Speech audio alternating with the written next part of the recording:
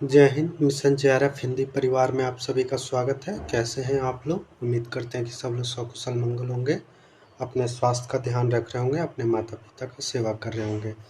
आज हम लोग जैनेन्द्र का अपना अपना भाग्य कहानी को पढ़ने वाले हैं।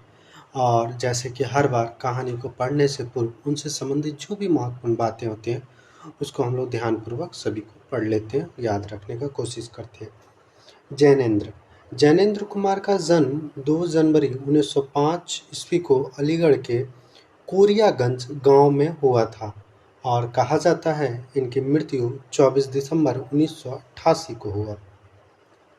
और इनका बचपन का जो नाम था आनंदी लाल था। बचपन का नाम क्या था? आनंदी लाल था।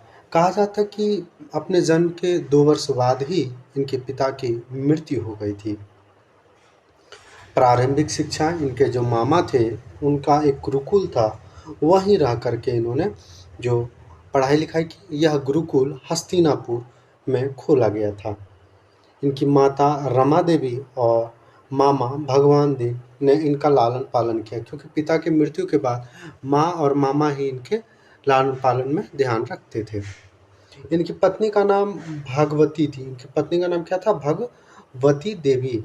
कहा जाता है कि मैट्रिक परीक्षा पंजाब से और उच्च शिक्षा काशी विश्वविद्यालय आप देखेंगे कि बनारस का 2 कॉलेज का अक्सर बहुत ज़्यादा नाम आता है, एक क्वींस कॉलेज का और दूसरा बीएचयू का।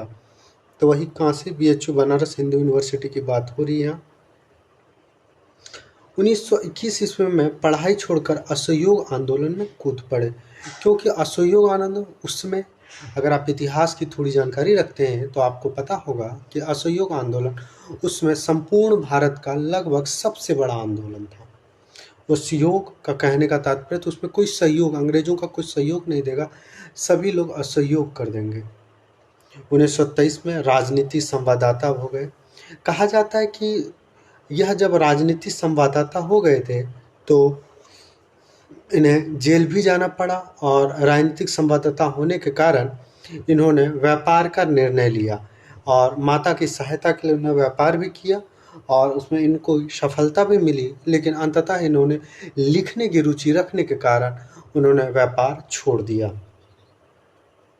संवाददाता होने के कारण इन्हें 3 माह जेल भी रहे। जैनेन्द्र कुमार एक मनोवैज्ञानिक, मनोविश्लेषण, कथाकार, उपन्यासकार एवं निबंधकार के रूप में जाने जाते हैं। इनके लेखन पर गांधीवादी विचारधारा का प्रभाव देखा जाता है, इसलिए क्योंकि असहयोग आंदोलन गांधी जी के द्वारा चलाया गया था और इनसे वो बहुत प्रभावित होकर के असहयोग आंदोलन में इन्होंने भाग लिया था। इसीलिए कहा जाता है कि इनके ऊपर गांधीवादी विचारधारा का बहुत बड़ा आरोप है।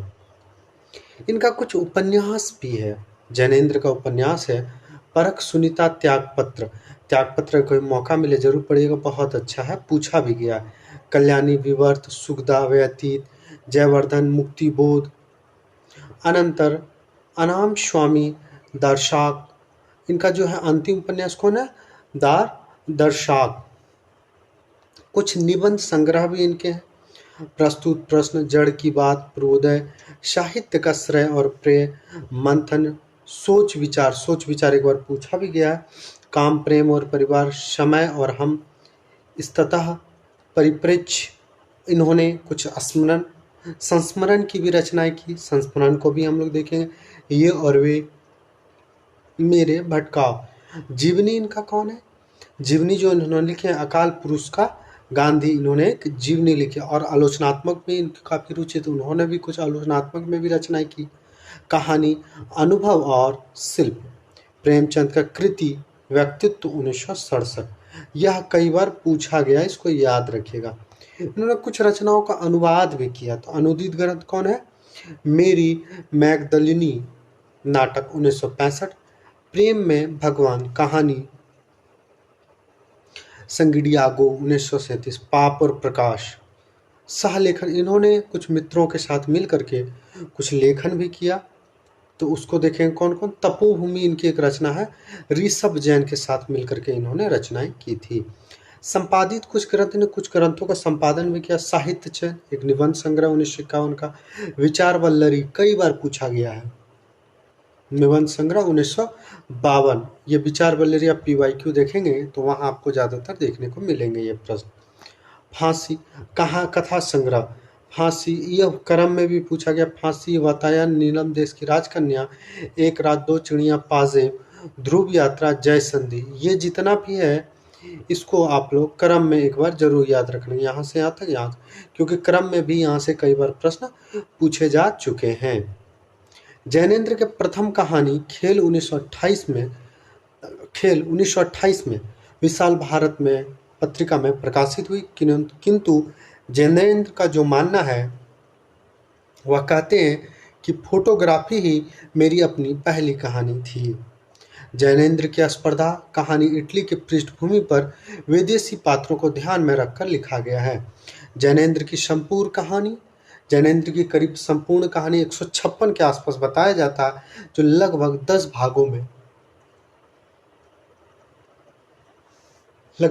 भागों में प्रकाशित किया गया है। हम लोग प्रत्येक भाग को थोड़ा ध्यान से देखेंगे। फांसी, गद्दर के बाद, निर्मम, एक कैदी, स्पर्धा, जनार्दन की रानी, जय संधि, राह, नई व्यवस्था, रानी महामाया, जनता।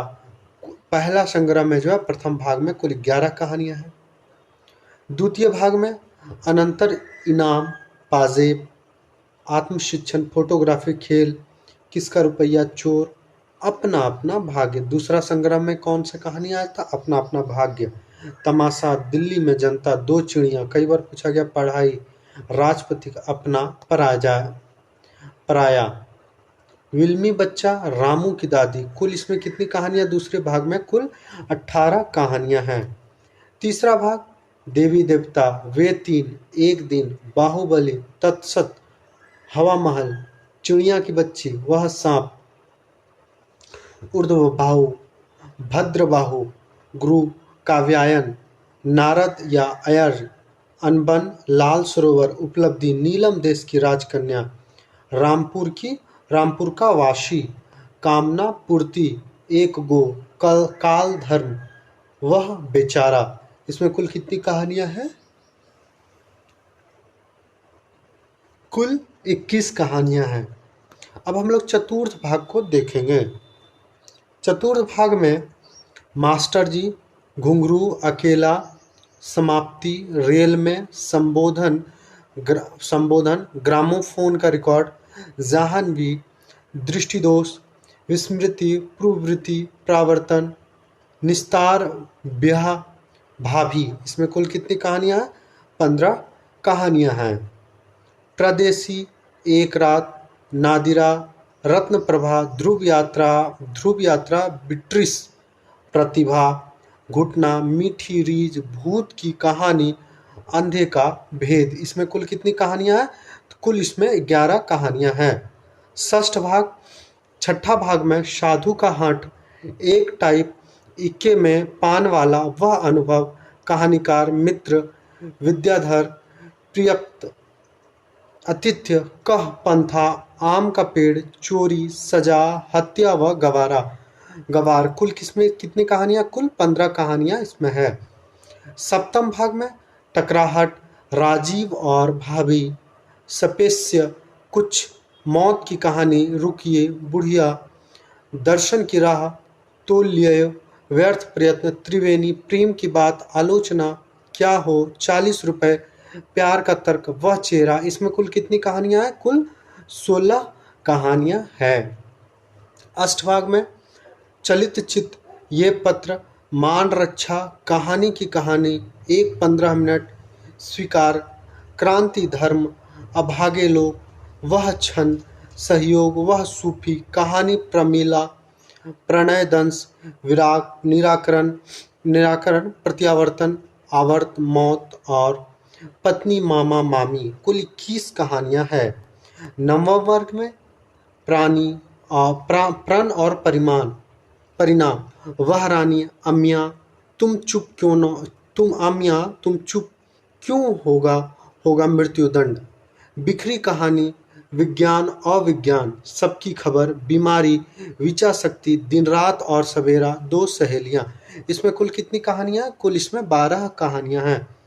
दसम भाग, महामहिम, निश्चेष्य, यथावत, विच्छेद, मुक्ति, प्रयोग, कष्ट, वेका, झमेला, वे दो छह पत्र, दो राह, जीना मरना, उलटफेर, चक्कर, सदाचार का विक्षेप, मुक्ति, कुल इसमें 16 कहानियां हैं। जैनेंद्र की कहानी के विषय में इनका क्या विचार है उस चीज़ को देखेंगे हम लोग, क्योंकि प्रेमचंद दुनिया का सबसे अनमोल रत्न पढ़ रहे थे, तो कहानी के विषय को लेकर के एक कथन प्रेमचंद ने कहा था, वहाँ हम लोग देखे थे। अभी हम लोग जैनेंद्र ने एक बात कही है कहानी को लेकर, उसको हम लोग देखेंगे। कहानियाँ लिखते लिखते मैं इस संभाव्यता के लिए बौद्धिक विच्छिन्नता को जितना कम कष्ट दिया जाए उतना अच्छा है। अपेक्षा विशेष यहाँ हार्दिकता की है। जैनेंद्र के बारे में विद्वानों की कुछ राय है, उसको देखेंगे। जैसे डॉक्टर लक्ष्मी नारायण लाल कहते हैं, जैनेंद्र मानव जीवन दर्शन के सबसे बड़े कहानीकार हैं। नंदुलारे वाजपेयी वही कहते हैं, जैनेंद्र का रचनात्मक साहित्य एक रोमानी कल्पना का प्रयोग मात्र बनकर रह गया है। प्रभाकर माचवे, जैनेंद्र ऐसी सज्जन हैं जो पहले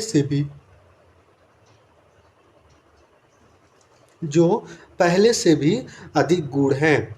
वह इतने सरल हैं कि उनकी सरलता भी वक्र लगते हुए इतने निर्णयमान है कि कहीं उनका अभिमान है। वह परिस्थितियों से ऐसे आबाद है कि उन्होंने अपनी मुक्ति मान ली। अब कहानी से संबंधित कुछ बातों को देखेंगे जो कहानी समझने में आपको काफ़ी सहयोग मिलेगा। आप लोग यहाँ ध्यान से देखेंगे।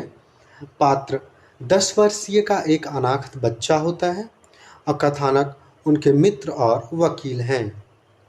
अपना अपना भाग्य शीर्षक कहानी जैनेंद्र के कथा संकलन द्वितीय भाग, उनका जो टोटल 10 कहानी संग्रह में से दूसरे भाग से लिया गया है।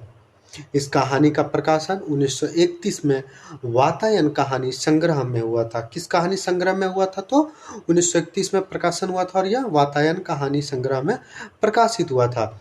इस कहानी में 10 वर्षीय बालक का उम्र कितना बताया जा रहा है? 10 वर्षीय अनाथ बालक का मार्मिक मतलब हृदय स्पर्शी, जो हृदय को स्पर्श करने वाली बातें उसे मार्मिक कहते हैं। मार्मिक कथा है। कथा कपकपाती हुई शीत ऋतु में घटित हो रही है। कथा में उच्चवर्गीय पर्यटक, यानी कि पर्यटक जो पर्यटन करने घूमने आए हैं, उनको जो नैनीताल घूमने आते हैं, और दूसरी तरफ से सताया हुआ 10 वर्षीय असहाय बेसहारा पहाड़ी बालक जो ठंड में से ठिठुर कर मर जाता है। एक तरफ क्या, एक पर्यटक आ रहे हैं घूमने के लिए नैनीताल, तो दूसरी तरफ वहीं क्या कहा जा रहा है कि एक बच्चा जो ठिठुर के ठंड से मर जाता है। इस कहानी को 4 खंड में विभक्त किया गया। प्रथम एवं द्वितीय खंड में सैलानियों की बातचीत है, नैनीताल का सौंदर्य वर्णन है। तृतीय खंड में पहाड़ी बालक से सैलानियों की बातचीत है। चतुर्थ खंड में शीत के प्रकोप से प्राण त्यागे पहाड़ी बालक की मार्मिक मृत शरीर का दृश्य है। इस कहानी में एक रेस्टोरेंट होटल डी पब की भी चर्चा, होटल का नाम क्या, डी पब का भी नाम याद रखें कि चर्चा है। अब हम लोग यहाँ तक देख लिए कहानी से संबंधित महत्वपूर्ण बातें। अब हम लोग चलेंगे कहानी पे।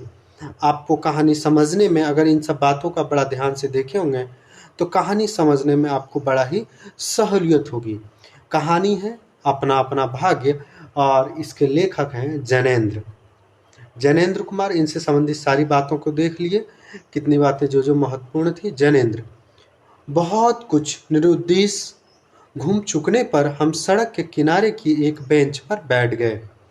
नैनीताल की संध्या धीरे धीरे उतर रही थी। रुई के रेशे से भाप से बादल हमारे सिर को छूकर बेरोक टोक घूम रहे थे। अब जब नैनीताल जाएंगे तो नैनीताल एक ऊंचाई पे है, तो आप जब उस ऊंचाई पे चढ़ेंगे, पहाड़ पे चढ़ेंगे,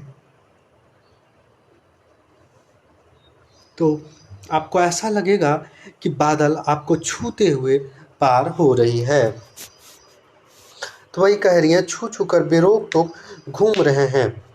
हल्के प्रकाश और अंधियारा से रंग कर कभी वे नीले दिखे, यानी बादल जब हट जाते हैं तो आकाश नीला दिखता है, कभी सफ़ेद जब बादल से घिरते हैं हल्का हल्का धुआं होता है, और फिर देर में अरुण पड़ जाते हैं। वे जैसे हमारे साथ खेलना चाह रहे हैं। हम पीछे पीछे हमारे पोलो वाला मैदान, पोलो एक खेल होता है, पोलो वाला मैदान था। सामने अंग्रेजों का एक प्रमोद गृह था, जहां सुहावना रसीला बाजा बज रहा था और पार्श्व में था वहीं सुरमय और अनुपम नैनीताल। यह घटना अपना अपना भाग्य कहाँ का है, तो नैनीताल का है। नैनीताल आप लोग याद रखिएगा, काफ़ी बार पूछा गया यहाँ से प्रश्न है। ताल में किश्तियाँ अपने सफ़ेद पाल उड़ती हुई एक दो अंग्रेज यात्रियों से लेकर इधर से इधर खेल रही थी। कहीं कुछ अंग्रेज एकक देवी सामने प्रतिस्थापित कर अपनी सुई सी शकल की डोंगियों को मानो शर्त बांधकर सरपट दौड़ रहे थे। कहीं किनारे पर कुछ साहब अपनी बंसी डाले सौंदर्य एकाग्र एकनिष्ठ मछली चिंतन कर रहे थे। पीछे पोलो लॉन में बच्चे किलकारियाँ मतलब हंसते हैं बच्चे तो खिलखिला के उसे किलकारियाँ मारते हुए हॉकी खेल रहे थे। शोर मारपीट गाली गलौज भी जैसे खेल की ही अंश था। इन तमाम देखिएगा, एक बात आपसे यहाँ से प्रश्न में था किस खेल का वर्णन हुआ है, तो याद रखिएगा पोलो खेल का वर्णन यहाँ हुआ है। इस तमाम खेल को इतने ही क्षणों का उद्देश्य बना। वे बालक अपना सारा मन सारी देह समग्र बल उस समूची विधा लगाकर मानो खत्म कर देना चाहते थे। उन्हें आगे की चिंता न थी, बीते का ख्याल न था। वे शुद्ध तत्काल के प्राणी थे। वे शुद्ध की संपूर्ण सच्चाई के साथ जीवित थे। सड़क पर नर नारियों का अविरल प्रवाह आ रहा था और जा रहा था। उसका न ओर था न छोर। वह प्रवाह कहाँ जा रहा था और कहाँ से आ रहा था, कौन बता सकता है। यह सब सब्र के सब तरह के लोग उसमें थे। मानव मनुष्यता के नमूनों का बाजार सजकर सामने से इठलाता निकल चला जा रहा हो। अधिकतर गर्भ में तने अंग्रेज उसमें थे और चिथड़ों से सजे घोड़े के बाग थामे हुए पहाड़ी उसमें थे, जिन्होंने अपनी प्रतिष्ठा और सम्मान को कुचलकर शून्य बना लिया और जो बड़ी तत्परता से दुम हिलाना सीख गए। भागते खेलते हंसते शरारत करते लाल लाल अंग्रेज के बच्चे थे और पीली पीली आंखें फाड़े पिता की उंगली पकड़कर चलते हुए वे अपने हिंदुस्तानी नौनिहाल भी थे। अंग्रेज पिता थे जो अपने बच्चों के साथ भाग रहे थे, हंस रहे थे और खेल रहे थे। उधर भारतीय पितृदेव भी थे जो बुजुर्गी को अपने चारों तरफ लपेटे धन संपन्न के लक्षणों का प्रदर्शन करते हुए चल रहे थे। अंग्रेज रमण्या थी जो धीरे धीरे नहीं चलती थी, तेज चलती थी। उन्हें न चलने में थकावट आती थी, न हंसने में मौत आती थी। कसरत के नाम पर घोड़ों पर भी बैठ सकती थी और घोड़े के साथ ही जरा जी होते ही किसी किसी हिंदुस्तानी पर कोड़े भी फटकार सकती थी। वे दो दो तीन तीन चार चार टोलियों में निसंक निरापाद इस प्रवाह में मानो अपने साथ को जानती हुई सड़क पर चली आ रही थी। उधर हमारे भारत की कुल लक्ष्मी सड़क के बिल्कुल किनारे दामन बचाती और संभालती हुई साड़ी की कई तहों में सिमट कर लोक लाज स्त्रीत्व और भारतीय गरिमा का आदर्श को अपने परिवेष्टनों में छिपाकर सहमी सहमी धरती में आग गाड़े कदम कदम बढ़ा रही थी। इसके साथ ही भारतीयता का एक और नमूना था।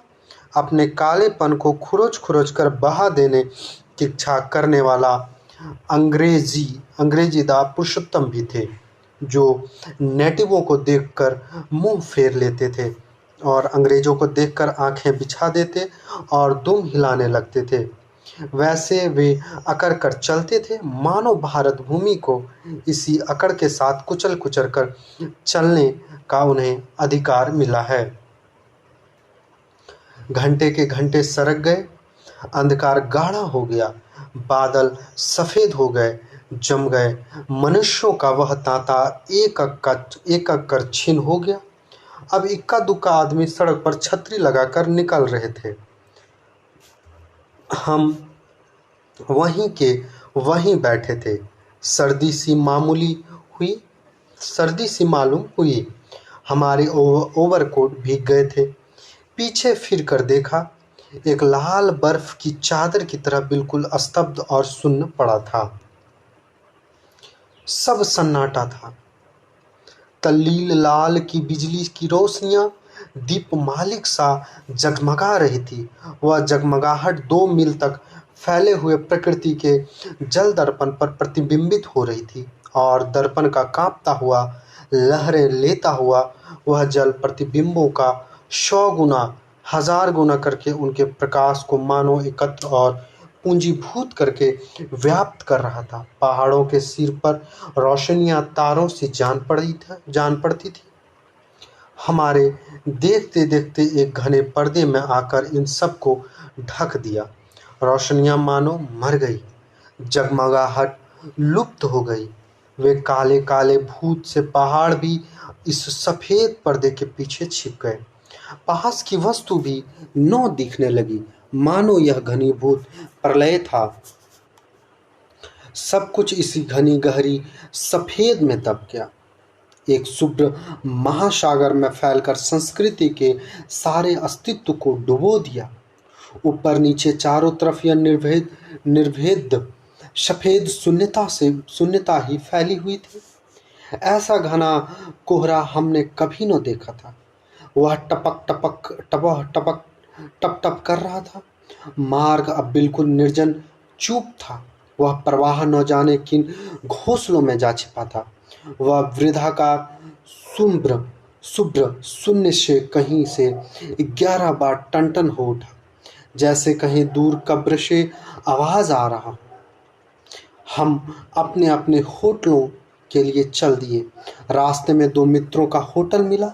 दोनों वकील यानी कि मित्र जो तो क्या थे, वो वकील थे, पेशे से वकील थे। मित्र छुट्टी लेकर चले गए थे। हम दोनों आगे बढ़े। हमारा होटल आगे था। ताल के किनारे ताल मतलब एक बड़ा तालाब जो होता है उसे हम लोग ताल कहते हैं। ताल मतलब तालाब ही कह सकते हैं। ताल के बिल्कुल किनारे पर बेंच पड़ी थी। मैं जी में बेचैन हो रहा था। मैं जी में बेचैन हो रहा था।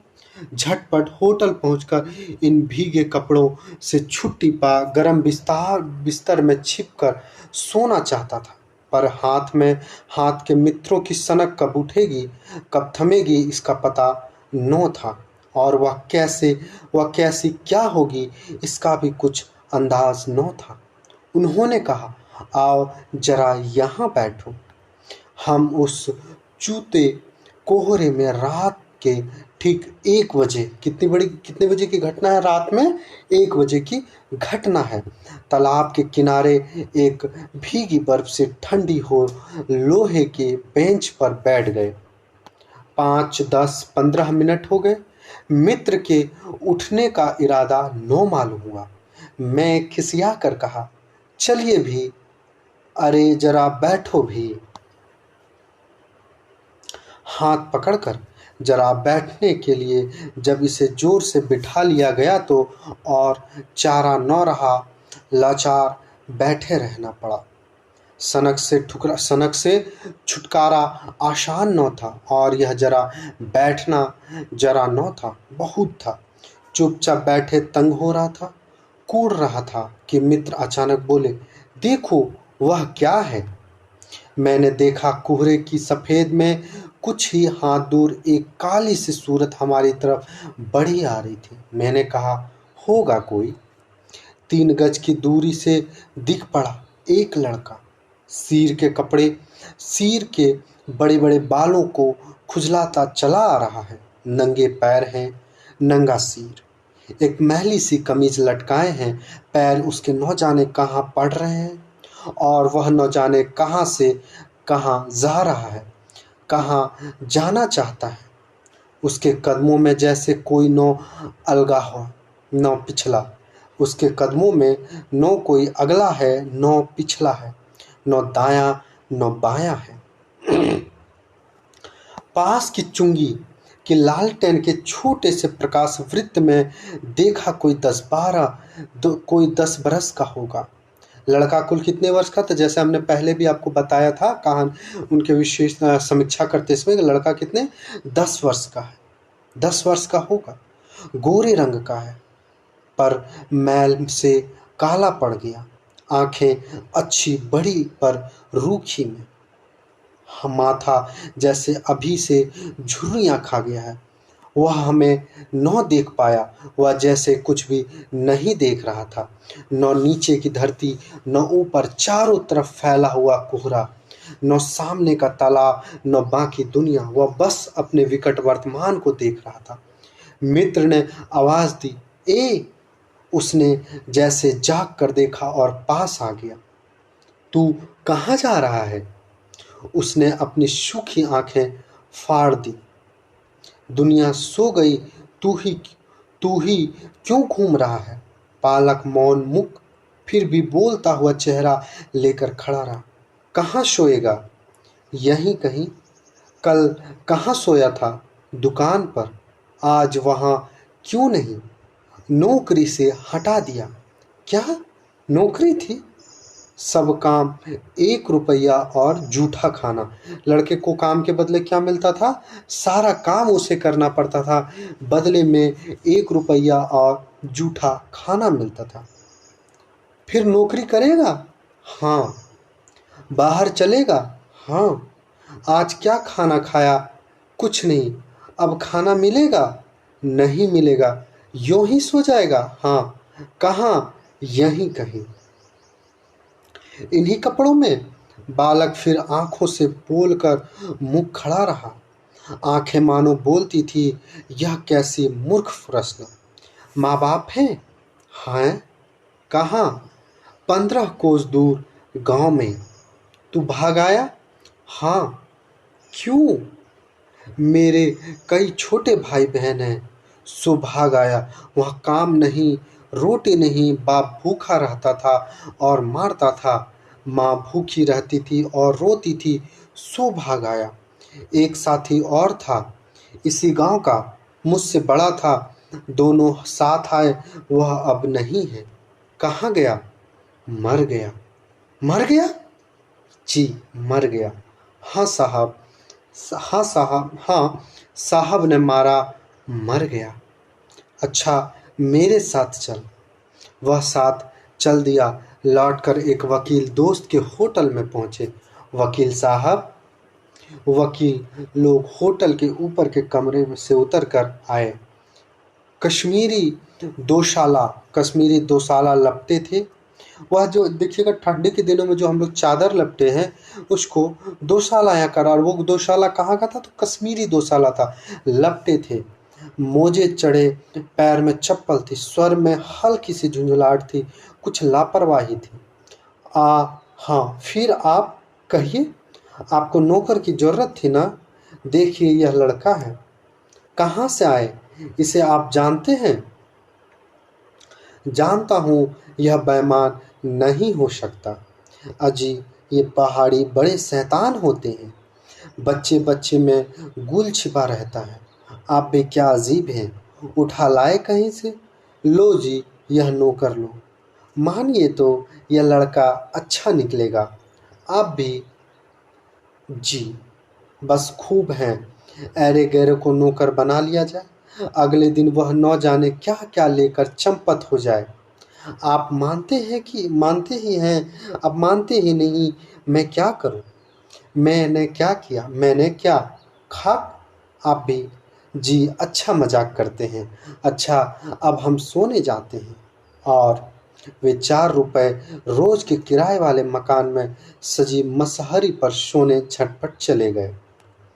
वकील साहब के चले जाने पर होटल के बाहर आकर मित्र ने अपनी जेब में हाथ डालकर कुछ टटोला, पर झट कुछ निराश भाव से हाथ बाहर कर मेरी ओर देखने लगा। क्या है? इसे खाने के लिए कुछ देना चाहता था।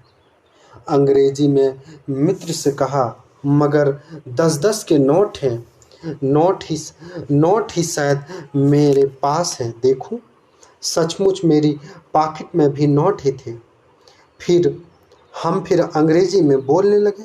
लड़के ने दांत बीच बीच में कटकटा उठता। लड़के के दांत जो होता है, ठंड से जब आप देखेंगे तो आपके दांत दोनों बहुत बजने लगेंगे, एक दूसरे से टकराने लगेंगे, कटकटाने लगेंगे जब बहुत ठंड, कड़ाके की ठंड रहती है, कड़ाके की सर्दी थी।